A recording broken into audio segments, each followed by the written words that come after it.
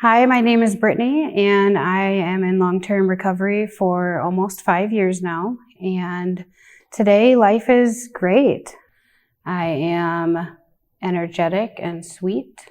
Most of the time, bubbly and happy. I love just working and coming home and spending time with my family. And in my addiction, I definitely lost most of those things. It turned me into a person that I wasn't. It kind of took away all of those fundamental values, and they all kind of went out the window.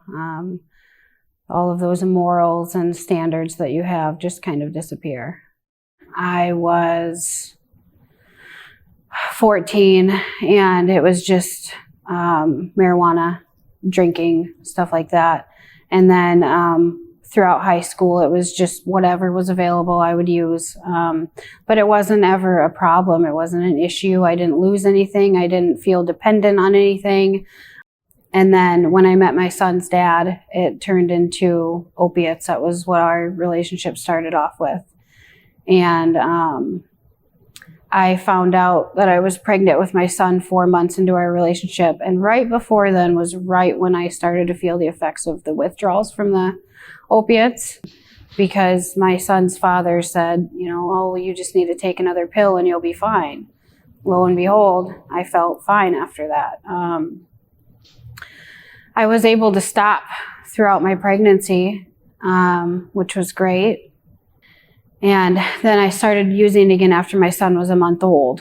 And, we got kicked out of our house. So, all of those things were indicators: getting kicked out of houses, starting to lose things, big things, like houses, losing jobs, stuff like that. And then ultimately I started to use needles. And that was something that I always said I would never, ever, ever touch. But that was where my addiction led me. I got DHS called on me and got my son removed from my care.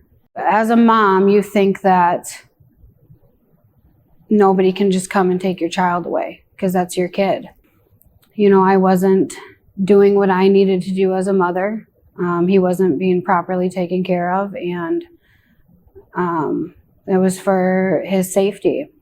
They told me I had to go get a evaluation done at Prairie Ridge. And so I did, but I still was not ready to be honest yet. And so they put me in outpatient classes, and I was going to them at night, and I would hear all these people say these things like, I get to see my kids, and I have a job, and I'm this many days clean, and I'm sitting here lying about how many days clean I have, and then I'm putting myself back in the same environment, and it just really started to eat at me. And I finally made the decision that if I don't do what I need to do, I'm never going to get my kid back. And that was the last thing that I wanted. So I finally decided to get honest. And I feel like that was a turning point for me. As soon as I got honest about that, everything kind of started to turn around. And I told them that I needed to be inpatient. And they gave me a bed date, which was a couple of weeks. And so I had my little last hurrah. And I went in and I never looked back. The people there were absolutely wonderful. I had a shoulder to cry on all the time. I had people to talk to about my struggles. I had people that I could relate to. The people who work there are, most of them are recovering addicts themselves. So they understand. They understand the struggles. They understand what it's like to go through all of that. When I first went in there, I didn't care about myself. I had no self-esteem. I had no self-worth. I felt like I was nothing. Like I said, I felt like a shell of a person. I didn't even know who I was. I had to relearn and find out who I was again.